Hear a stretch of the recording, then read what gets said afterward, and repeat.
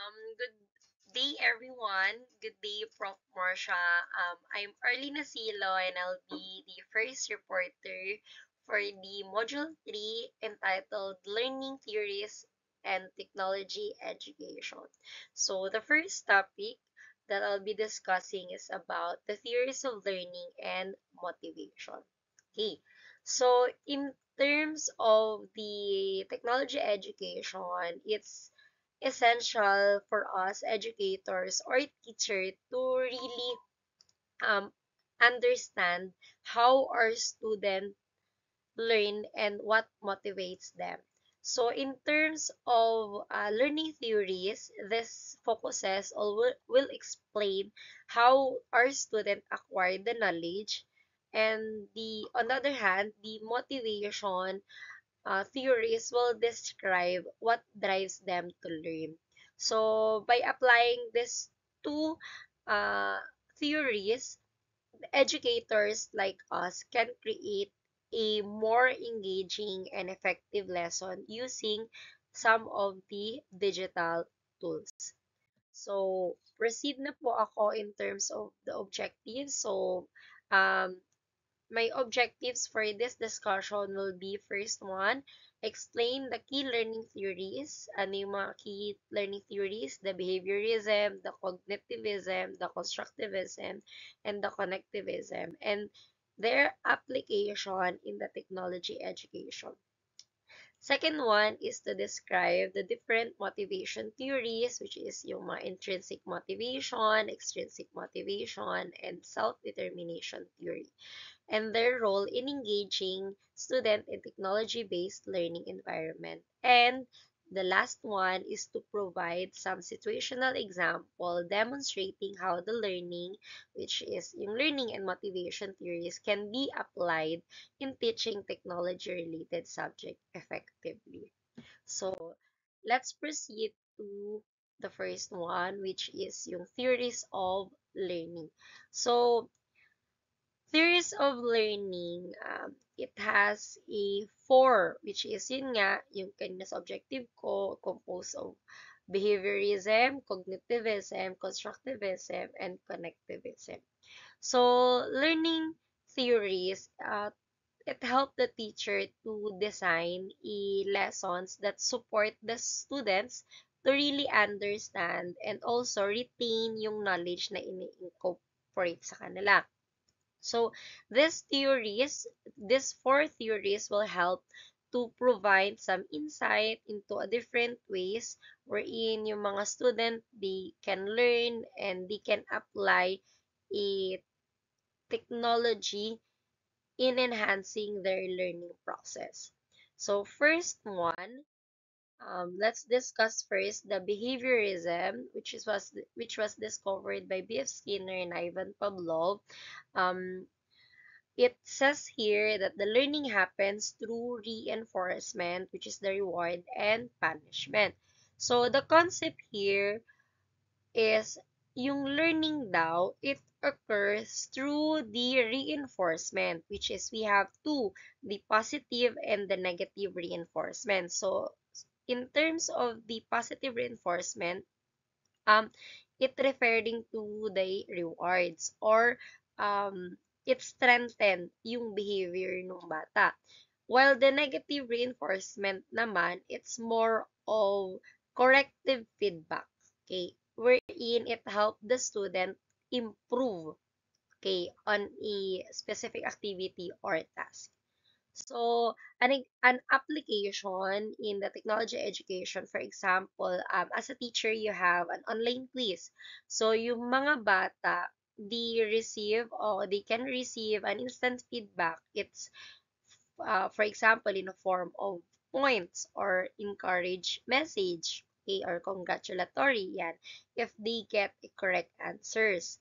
Okay, while incorrect naman, kapag nakakuha sila ng mga incorrect answers, the teacher, or you can provide an explanation for them to be guided sa susunod nilang gagawin, so that hindi na sila magkakamali sa part na yun. So, yan po. So, again, pag sinabi po natin na behaviorism, okay, Pag sinabi po nating behaviorism, again, it focuses on the rewards and corrective feedback. Okay. So next one is the cognitivism by Jean Piaget or Jerome Bruner. Okay. So it says here that the learning is an active process where students organize and process information. Okay.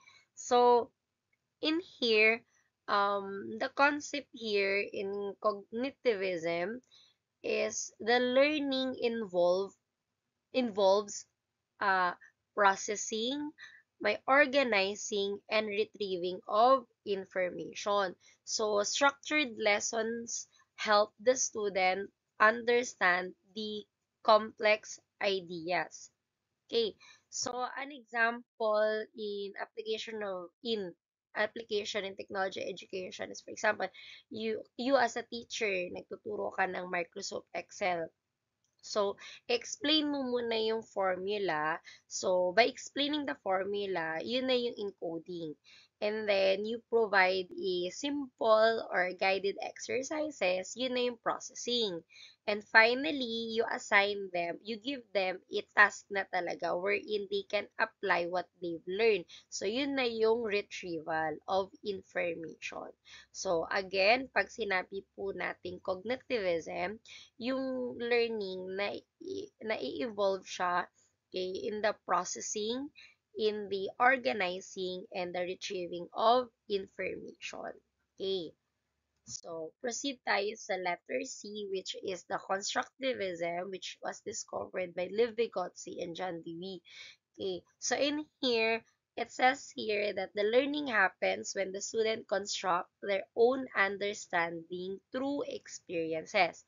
So the concept here is, ang learning daw is an active process wherein um, the student build their own understanding through a hands-on. Yan, hands-on experience and collaboration. So, mas natututo yung bata kapag ginagawa nila mismo.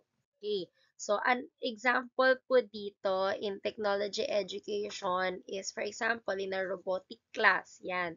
Yung bata, they design, they program a robot, yun nga lang, they need to experience some of that trial and error rather than hindi kasi sila, alam mo yun, matututo kapag binigyan lang sila ng instructions. So, they really need to be involved on that activity. They learn from their mistake and then mas ma-improve pa nila ano yung mas better or effective dito sa mga ginawa nila. Okay, so through that, dun sila natututo. So, yun po yung focus ng constructivism. Okay.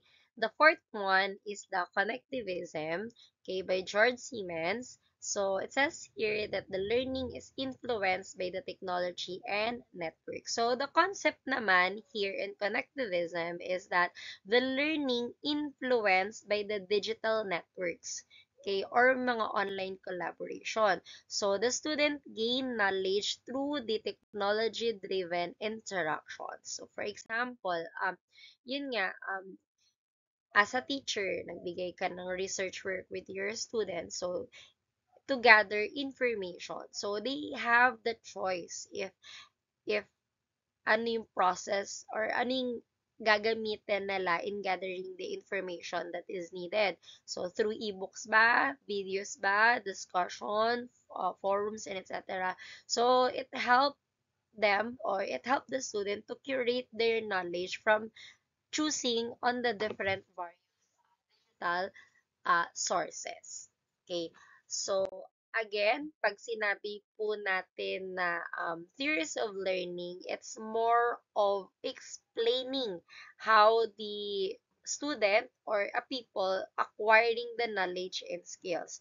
So, in application naman, in terms of the technology education, it helped them to design much better or effective lesson using these digital tools while applying those theories of learning. So again, we have the behaviorism, we have the cognitivism, we have the constructivism, and letter D is the connectivism. Okay. So, if you have any question po, you can chat na lang po dun sa ating chat box. Okay, so proceed na po ako in terms of the motivation naman. So, um, it says here that the motivation, it plays a crucial role siya in keeping the student engaged and encourage them to learn with enthusiasm. Okay, so it has three, the intrinsic motivation, the extrinsic motivation, and the self-determination. So let's talk about them one by one. Okay, so first one is the intrinsic motivation or mas focus siya sa personal interest and enjoyment. So it says here that the student learn because they find the subject interesting, meaningful, or challenging. So dito kasi sa intrinsic from the word from the word intrinsic in sa loob. So personal interest to. Ibig sabihin meron na silang idea about the activity. So, they already have an experience. So, kaya siya subject interesting kasi may ano na sila, yun, may experience na sila before. So, kaya sila na-motivate dun sa mismong lesson or activity because may experience na sila. Nasa challenge sila lalo kasi alam nila yung bagay na yon and it could be a meaningful learning sa kanila because they know that they can use that learning sa personal um, sa personal experience nila. Ano daw? Okay. So, next. Yan. So, for example po dito, application in technology education. So, for example po, as student, nag-explore sila, may subject na Adobe Premiere. Okay, so a student explore a video editing using that kind of app nga. So, because na-enjoy nila yung activity because they really love how to create a content on that. So, not just because it's just a school requirement to them, but also they enjoy and learn or engage on that activity kasi napapakinabangan nila. Kaya mas mahasa pa yung skills nila on how to edit videos. And also, mas magagamit nila yon kahit hindi na nasa school. Okay, they can use that for their personal interest. Yeah. Okay. Then, the second one is about the extrinsic motivation. So, this one naman from the word X, yan. EX, labas. Okay. So, more on external reward naman to and recognition. So, it says here that the students are driven by grades, prizes, or competition. Alam naman natin to, 'di ba? Sa pagtuturo natin, talagang yung mga bata, ano nila to, weakness nila to, or talagang, sila, very engaging talaga sila kapag may mga pag na-uplift yung grades nila, pag may mga prizes, kapag may competitions, and etc. Okay, so, ayan. So, an example is, halimbawa, a teacher, yeah, she has or he has a digital classroom leaderboard. So, it contains there yung name of the student, yung kung ilan na yung na-earn nila, kung ilan na yung budgets nila for completing an online module. Siyempre, yung mga bata, maano sila, uy, sa 20 na magkaklase, siya yung pinaka-leading. So, yung naging competitive din sila in each other while doing that. O kaya they can gain a reward. Yan. Gusto nila yung reward na matatanggap nila. They feel confident. They boost their confidence kapag nag-excel sila sa ganon. So, yun yung extrinsic motivation. Okay. And then letter C is the self-determination theory. So, it says here na kailangan pasok daw dito yung autonomy, competence, and relatedness. So, student feel motivated when they have control over their learning. So, yung control of learning nila, it talks about autonomy kasi they are responsible for their own learning. Pag when they believe naman in their ability, yun naman yung nag-focus sa competency nila, sa competence, yung kakayahan nila kasi naniniwala silang kaya nila yung activity na yon. And then they feel connected with their peers or relatedness kasi kung ginagawa ng mga kasama niya to, kaya din niyang gawin. Yan. So, yun yung self-determination.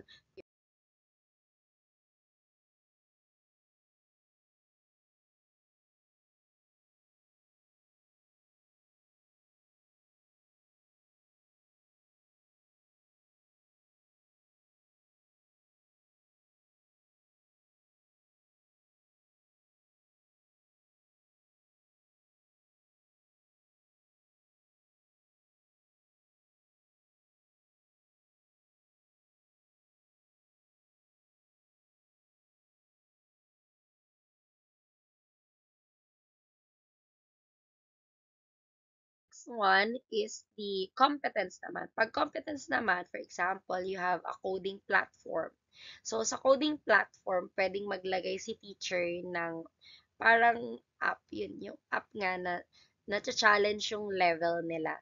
Halimbawa, nagsa-start sa level 1, 2, parang easy, average, and then difficult. So, in doing that, naging competitive tuloy yung mga bata na i-enhance, nakaka-gain sila ng confidence through the process. Okay. And then number three is relatedness. So, for example, meron tayong mga virtual classroom discussion. So, in doing that, it allow our student to collaborate. Though hindi sila magkakasama, pero nakaka-gain pa rin sila ng learning or na-engage sila socially kahit hindi sila physically magkasama. So, through online, nakakapag-communicate sila, nakakapag-collaborate sila ng mga learning nila with each other. Okay. So, again, pag sinabi nating motivation, it really has a crucial role on how to keep the student engaged and also how to encourage them to learn. Okay, so we have again the three, the intrinsic motivation na nagpo-focus siya sa personal interest and enjoyment. Pag extrinsic motivation, this more on the external rewards and recognition. Kapag sinabi naman po natin na self-determination, more on autonomy, they're responsible for themselves, big competence, and relatedness with their peers, and etc. Okay, so as insights, so it's really important for us to really understand the learning and the motivation theories because it will help us as educator, as a teacher, to really improve our teaching in terms of the application of the technology education. Okay, so to further deepen our understanding with their learning theories and the motivation theories and also the technology and education application, okay, so isa-isahin ko po ulit sila. Okay, so how the learning theories apply, first one is the behaviorism. So pag behaviorism, again, it will work well when you have the quizzes online, yung mga gamified lessons, nagbibigay ka ng rewards and feedback through online activities. Okay, next one is the cognitivism. So it helps the student to organize, to understand information through the guided lesson and interactive tools. So third one naman, through constructivism, it promotes more on hands-on learning. Yan, yung mga through online, nag-encoding, may mga robotic projects. So the students really learn by doing. And then the connectivism, it supports the online learning wherein the student use some of the digital resources on or kaya how they can collaborate with each others through online. Okay, so yun yung how the learning theories apply. And then Next one is how the motivation affect the learning naman. Okay, so first one is the intrinsic motivation. So yun nga, it makes it, or it helps the student to explore the technology because they enjoy it, because yun sa personal interest nila. Okay, pag extrinsic motivation naman, it really encourage the participation of the students through the awards and the rewards. So may mga points, may mga budget, and etc. And then last one is the self-determinations. Self-determination theory, it helps the student to engage by giving them the choice, the freedom, how to build their confidence, okay, and fostering teamwork with their peers. Yeah. So, what is the impact of these theories in technology education again? So, combining these two theories, it makes the lesson more effective and engaging.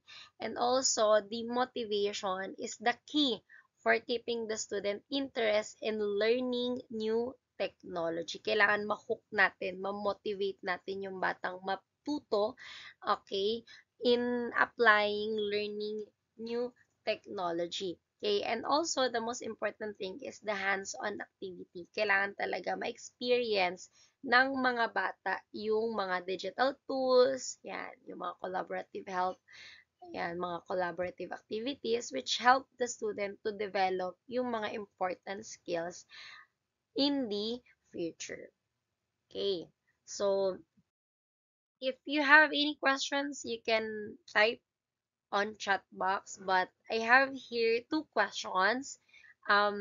This will be a recorded uh, video na, but you can answer this through the chat box, and then I will butt in na lang po live kapag pinlay na po itong aking report. So, my first question is, which learning theory do you think is most effective in technology education and why? Yan. Ano po ba, tingin niyo po ba behaviorism? Tingin niyo po ba cognitivism, constructivism, or connectivism? So, wala naman pong tama, wala naman pong maling sagot. You can freely answer on your own. So, what do you think, or which learning theory do you think is the most effective in terms po of the technology education, and why? And kahit short answer lang po. And then, babasahin ko na lang po yan ng live. Okay, the second question po is, how can the teacher use both the intrinsic and extrinsic motivation to keep the student engaged in learning digital tools and skills? You can also, some of you can also answer the second question, some of you can also answer the first question, or kung kaya niyo pong sagutan yung dalawa. Yan. Really appreciate po. Okay, so babasahin ko na lang po yan through live. But for me po, as may answer, let's go back to the number 1. Hindi pala siya nababalik, ba't ganun? Okay. So, for me, again, my question is, yun nga, which learning theory, okay, do you think most effective? For me, the most effective theory in terms of using the technology in education is constructivism. Kasi di ba po pag sinabi ulit natin constructivism, it's more focused on the hands-on learning activity. Tingin ko kasi, hindi lang naman sa technology education, but mas na-observe ko as TLE teacher na mas natututo talaga yung mga bata kapag hands-on. Pag they are connected with peers, yan, to collaboration, natututo sila kasi kanya-kanya naman sila ng ability di ba? May mga multiple intelligence. So, through the hands-on, na-apply nila, nakakapag-collab sila, yung galing ng isa, yung yung galing ng isa, na-feel out niya yung kahinaan ng isa. So, nagtutulungan sila, lalo na pag collaboration Okay, yung kahinaan ng isa, na si strengthen nung galing nung isa. So, for them to, to help each other, tas nakaka-gain sila ng mataas na grade kasi nagtutulungan sila or nagkaroon sila ng teamwork. So, yun, mas tingin ko dun matututo. Most effective for me. Okay? Through kapag na-expose mo yung bata through more meaningful and practical activities. Yan. So, for me, is constructivism. And then number two, my answer is, how can the teacher yan both use the intrinsic, personal, and um, extrinsic motivation naman. Siguro, for me, the teacher can use intrinsic motivation by making the learning digital tools. Can you make an exciting and meaningful yan? You can research talaga some of the newest app ngayon for your teaching lesson, mga creative project, mga real-world application, yung mga problem-solving activities na nagsaspark ng curiosity ng mga bata or yung mga personal interest nila. And you can add it up with some of the extrinsic motivation. You can offer some rewards, praise. Yung mga bata, hindi naman, ano yan sa bahay, hindi sila talaga napupuri ng mga parents nila. Mga sabik sila yan sa mga papuri. Kaya, talagang kapag na bigyan mo lang sila ng konting praise, uy, ang galing mo, nag-excel ka dito, magaling ka, yan, namomotivate na lalo sila. Lalo na yung mga certificate, yan, natutuwa sila kasi hindi naman lahat nagkakaroon ng certificates. So, it really encourage them to participate more the next time. Nabibuild yung confidence nila na kaya nila. So, both naman can help the student be engaged and motivate through learning some of the digital skills. Okay, so my takeaway is, yun nga, by combining these theories, teacher can create again some of the interactive and meaningful lesson that help the student develop some of the essential digital skills. So, applying both the learning and the motivation strategy, it really ensures the student to stay engaged, ma-retain yung knowledge nila, ma-prepare sila for the evolving world of technology. So, again, that's all po. Thank you for listening. And for my references, here are all the books about yan, yung mga sa connectivism, behaviorism, and it all. And then kasama din po yung links. So, thank you po for listening.